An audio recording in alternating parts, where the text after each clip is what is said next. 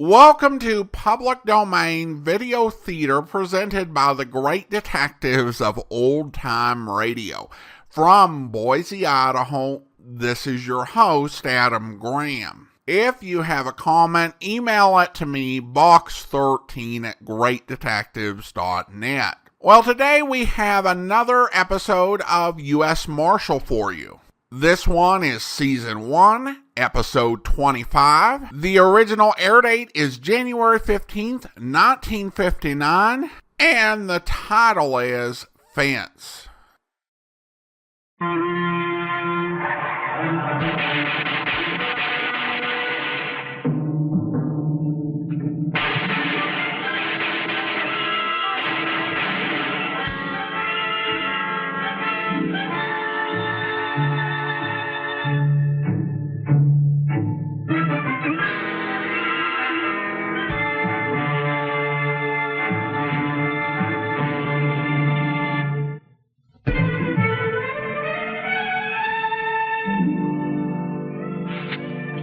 Joe, that drive to Tucson Amara bugs me. It'd be a lot easier if he met us. Hey, wait a minute. Why don't you tell him to do that?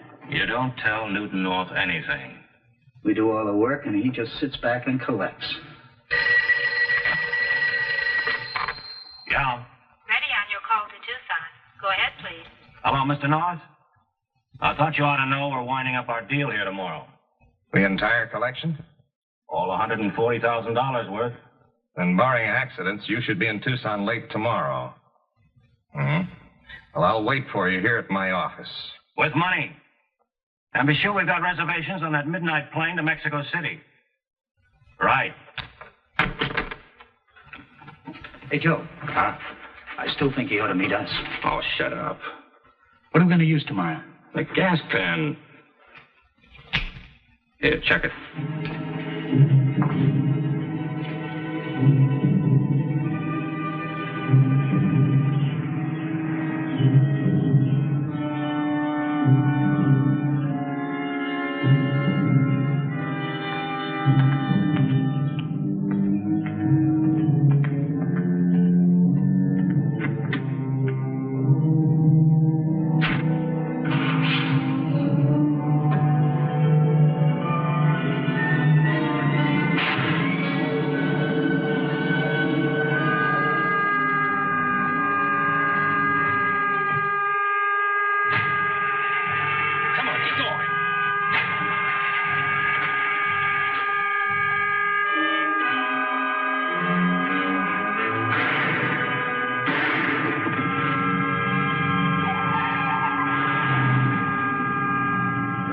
Called him into Arizona and lost him right about here. There's a half a dozen ways you could go from there. Yeah. If we can pinpoint the route, there's not much sense in setting up roadblocks. That's the third out-of-state diamond heist this year, Frank. Yeah, and every one of them led right back here to Arizona.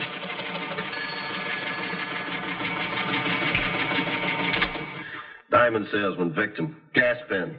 Same method of operation. Well, at least that jeweler they shot got the last three numbers on the license plate. Marshal's office. One moment. Frank, Bailey, police headquarters.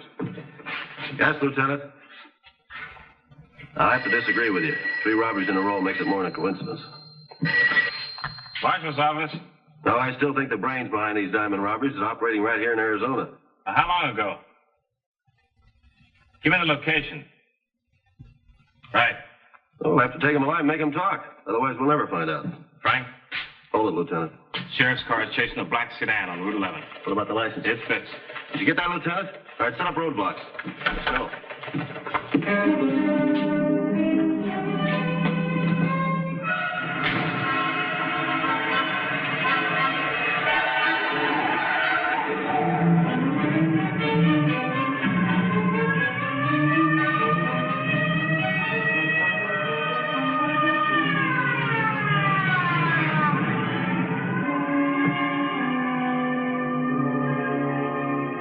North should have met us. How far away from Tucson? 3-4 miles. But they'll have it blocked in all directions. What are we going to do now, Schooner? There's a ranch a half a mile back. I'll head for it and see if I can get a ride into town. Wait a minute. What about me? You keep going, ditch the car, I'll meet you at North's office.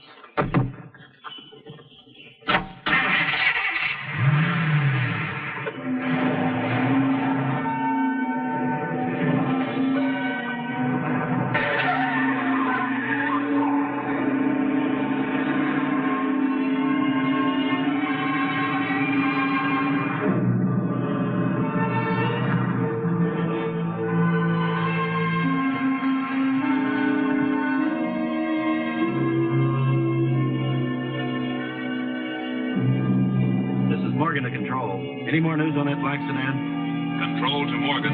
No further news.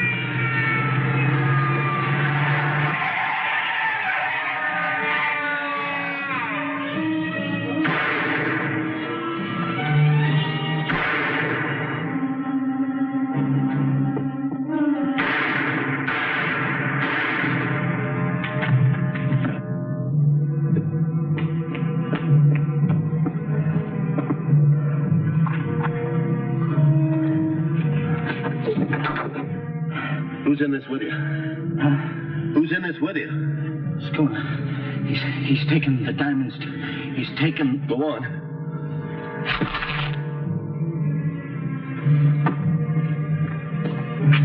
I checked his car, Frank. The diamonds are missing. We'll have to get his partner before he crosses the border. You stay with him, Buck. All right.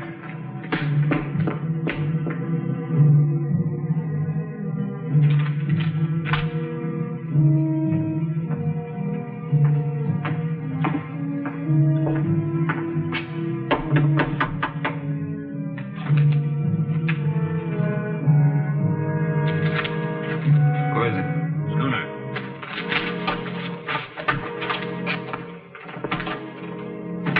How do you know you weren't followed? Oh, I wasn't followed. I wouldn't be here if I was. How did this happen? Muller must have got it after I left him. Well, I don't like it. I don't like running this kind of risk. Well, what kind of a risk do you think I took to deliver these? There you are.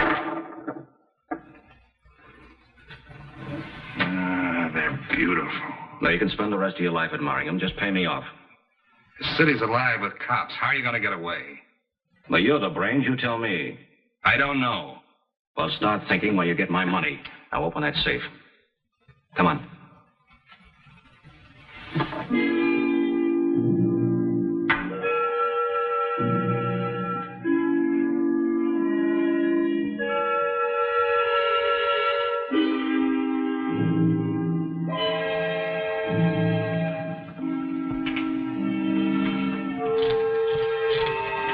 Of course, you're not going to be able to use those airline reservations to Mexico City. It'll be easy with a respectable man like yourself along. I'm not going. Oh, yes, you are. Once we're in the clear, you can get yourself another boy. I'm through taking chances. You think I want to end up like Muller?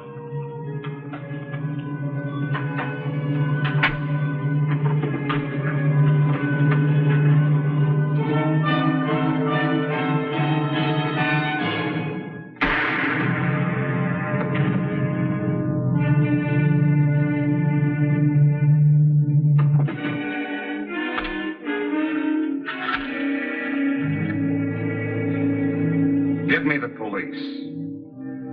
I suppose I'll have to attend some sort of a coroner's hearing? Yes, you'll have to appear at the inquest, Mr. North. Well, it's been a long, grueling evening, Lieutenant, so if there are no further questions... Oh, that'll be all. If there's anything else I can do, please don't hesitate to call on me. Okay. Good night. Good night. Oh, good evening, Marshal. Good evening, Mr. North.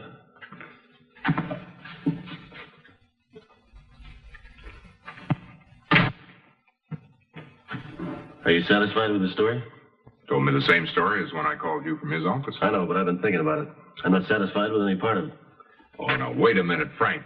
North is a reputable businessman. He killed Schooner in self-defense. I could have murdered him, shut him up, too. You think North was waiting for Schooner? Did you ever hear of a professional thief pulling two big jobs in one day? You trying to tell me North's been fencing the loot from these diamond jobs? Well, there must be some reason for the trail of every one of them leading back here to Tucson. Did homicide check the contents of his safe? Oh, I didn't see any reason to at the time. With the heat on, North could have panicked, knocked Schooner off, and come out smelling like a rose. Too late to check the safe now. We better put North under surveillance for the next 24 hours. Check his daily activities, friends, acquaintances. Buck, you dig into his financial and business background. If you need special authorization, you can get it through the Treasury Department in Washington. All right. I'll put a tail on him, Frank. Good, Jim.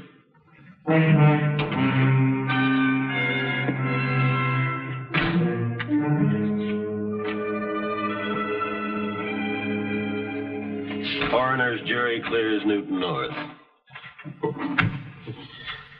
Did the local police come up with anything at all on him? 0. How'd you make out? According to his income tax returns, reports from the bank and the Better Business Bureau, he's a AAA honest citizen. Yeah? Well, the national diamond merchants are not so sure of it. This the list of their salesmen? Yeah. Including the 3 men that have been held up the past year. Every one of them tried to sell North first. It's made it easy for him to put the finger on him. Yeah, it seems that way. Finds a collection he wants, gets the salesman's route, and he hires a couple of crooks and sits back and relaxes until they deliver. Now, all we have to do is prove it. It's pretty circumstantial, Frank. After the way that Vegas job backfired, North's liable to call it quits. Not if he thinks he's in the clear. According to this letter, there's a salesman in town right now by the name of Jerry Kress. And? I figure we could get Kress to cooperate with us. Mr. North just might get the sudden urge to go back into business as usual. Well,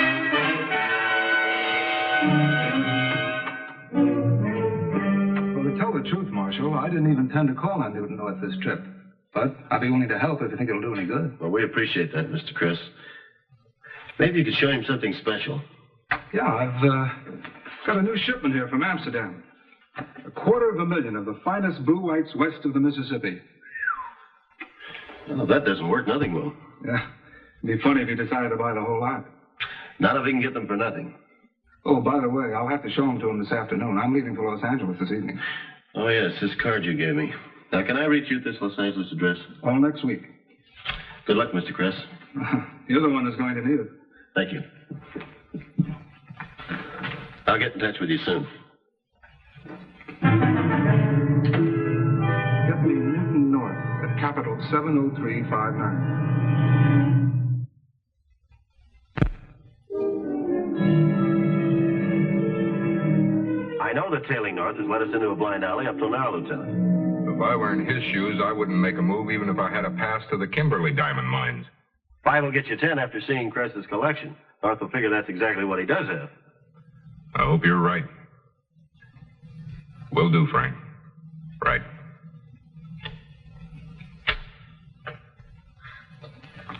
I want that tale on Newton North continued until further notice.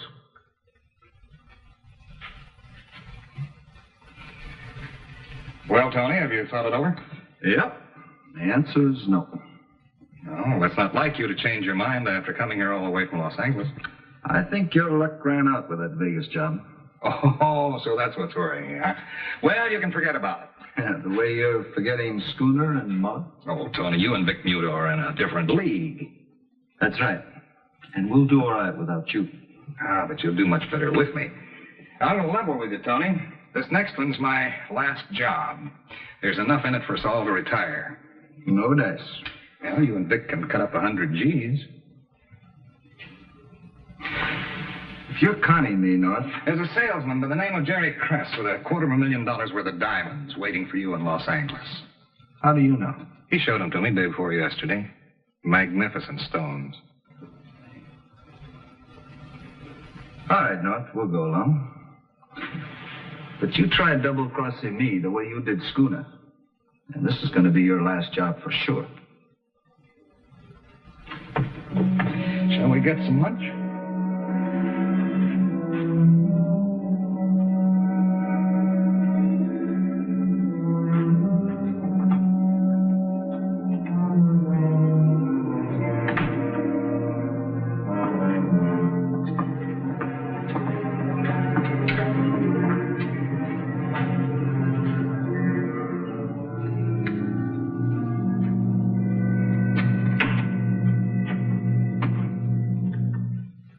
To the casual observer, Newton North and business associate.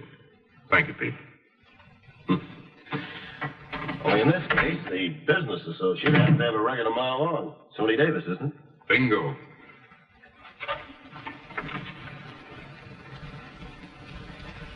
Sure. One of the shrewdest crooks in the business.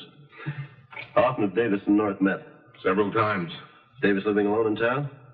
Probably has a partner somewhere. Excuse me. Yes? Call for Lieutenant Bailey. You, Jim, on one. Oh. Lieutenant Bailey. Tony Davis just made reservations on the train for Los Angeles. Well, now we know where he's going. You want him tailed? No. I started this thing. I'd like to handle it. Forget it, Joe. Frank will handle it.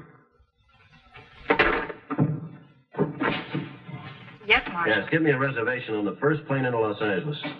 And put a call through to Lieutenant Robert Story, Homicide Division, Los Angeles Police Headquarters. Yes, sir. What can I do, Frank? Here. Get a hold of Jerry Kress for me in Los Angeles and tell him I'm coming out there.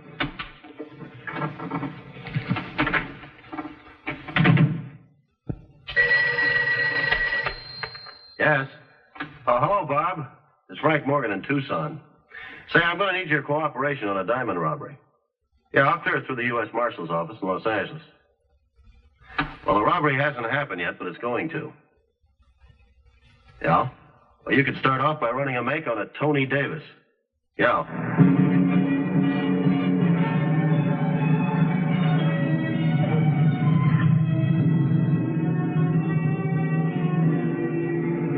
Yeah, we'll send him in.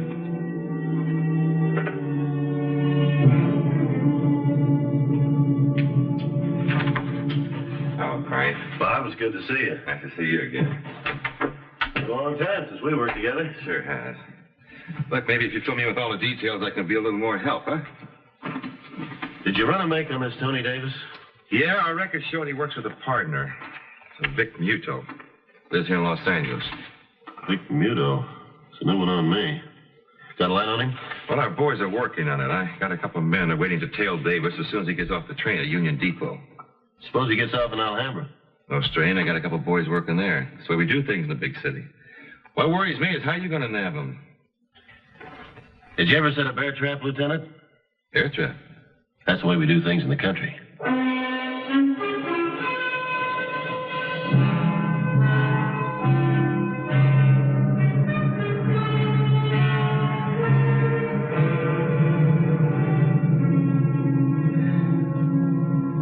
Been following Jerry Kress like a hound dog ever since you called me from Tucson. Has he shown the diamonds to any customers yet?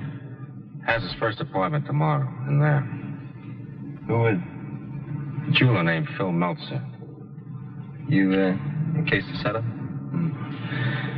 Meltzer's office is on the second floor. I have a diagram right here.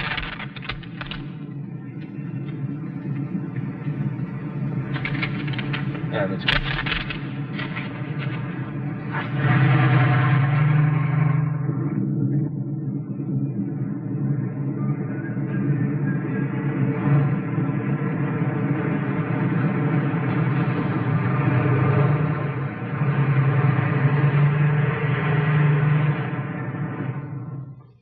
Stay with him, huh?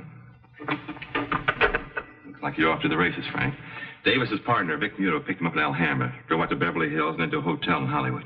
What they were doing in Beverly Hills? They spent about 20 minutes checking a building at 205 and a half North Rodeo Drive. Did they say what kind of building? Owned by Phil Meltzer, wholesale jewelers. Probably one of Chris's customers. Think it's about time you start setting that bear trap? Yeah. You say you haven't shown your collection of diamonds to any of your customers yet. As a matter of fact, I have an appointment to show them tomorrow. Where? Beverly Hills. Phil Meltzer, 205 and a half North Rodeo Drive? Oh, yes, but how did... Never mind, I won't ask. Do you think it may be tomorrow? I'll answer your question this way, Mr. Chris. Do you carry a gun? As a rule. Well, try not using it. We'd like to take these men alive if possible. Well, my wife feels the same way about me. Oh, speaking of your wife, you better call her and tell her you'll be late tonight. Got a lot of details to work out. Bob, get out that map of Beverly Hills. Let's take a look at it.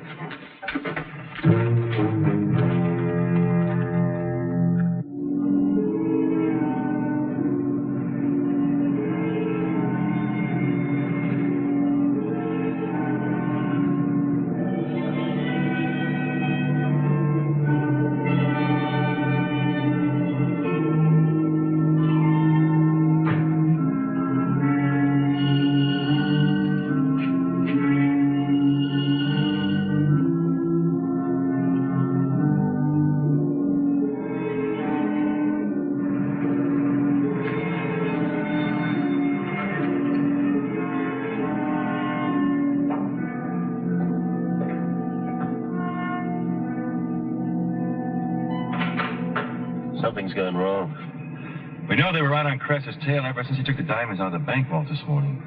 104 to Story. 104 to Story. Story 104, come in. Muto and Davis stopped tailing Cress and parked their car in the Wilshire garage. Still with him? No, we lost them. There are 6 entrances to the street. Well, keep looking and call back. Maybe they changed their mind. They'll be here. Front of the building covered? Yeah, plus extra squad cars on Rodeo Drive. I better follow Chris inside. Good, I'll double check up in front.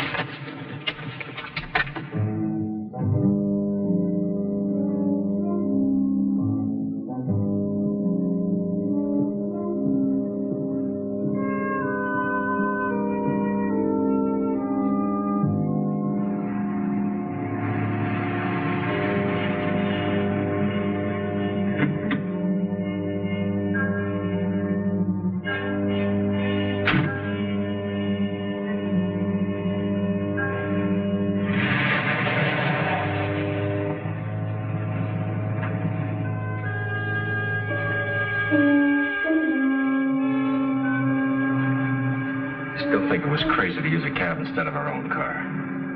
You know what happened in Vegas when Muller and Schooner's car stalled in the getaway? Messed up the whole job. You think it's going to be any easier walking out of here? The last thing they'll expect us to do.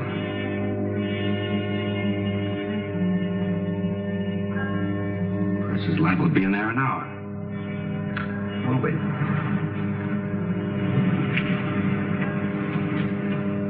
Story to 104, come in. This is 104. Go ahead, Lieutenant. It's over 3/4 of an hour. You sure our boys left the Wilshire garage? They must have, Lieutenant. They're not in there. What about the patrol cars? Still cruising all intersections on Rodeo from Wilshire to Santa Monica. All right, stay with them then. Story out.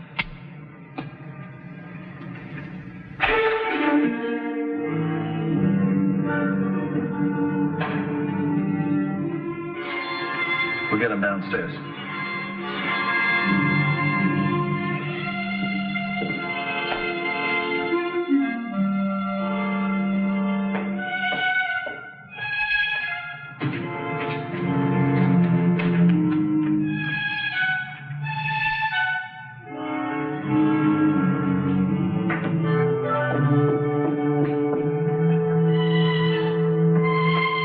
No show, huh? Yeah, it looks that way. You know, I think it was easier fighting the Battle of the Bulge.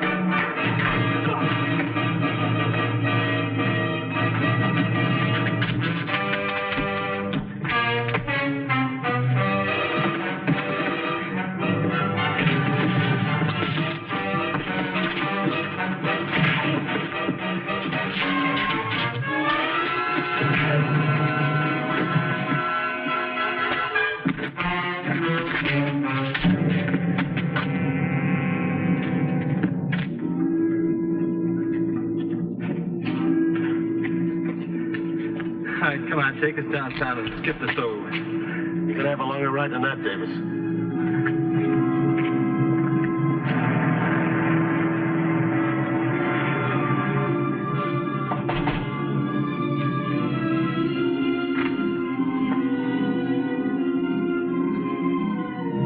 Who is it? Davis. No, I didn't expect you this soon. Frankly, I'm surprised. I bet you are, Mr. North.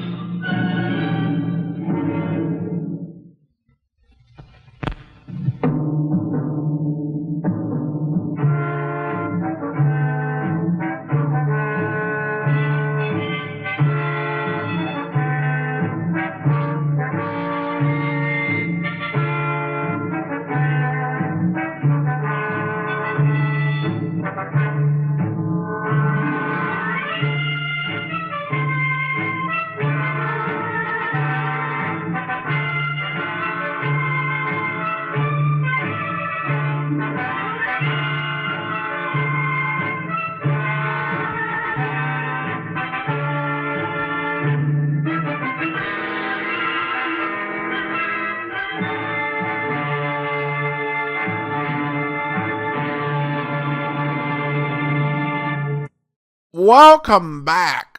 A really solid episode. No big name guest stars, but a really solid crime story. If I had any concern while watching this, it's that, to me, it felt too short.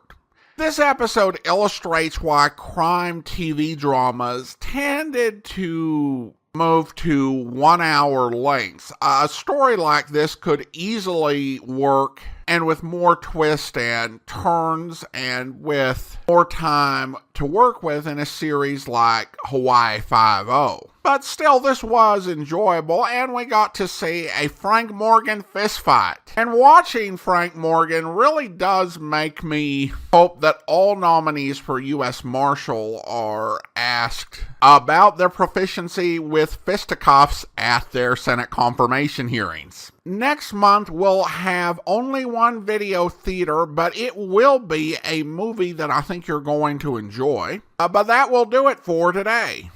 Join us back here next time for another episode of Public Domain Video Theater. In the meantime, send your comments to box13@greatdetectives.net. Follow us on Twitter at Radio Detectives and become one of our friends on Facebook, facebook.com/Radio Detectives. And if you like these videos, you can become one of our patrons at patreon.com/Radio Detectives. From Boise, Idaho, this is your host, Adam Graham, signing off.